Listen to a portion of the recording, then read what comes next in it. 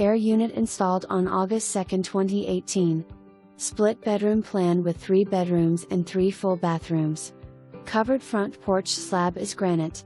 Enclosed rear porch off laundry room.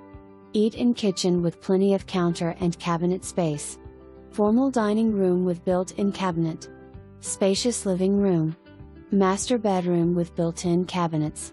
12 by 12 utility building inside the fenced backyard. Apple and pear trees in the backyard and banana and fig trees in the front yard. 4-car garage/shop with a 20 by 20 attached office space or storage room. Garage/shop offers nearly 1,500 square feet of space. Behind the building is a second concrete storage area that could double as a tornado shelter.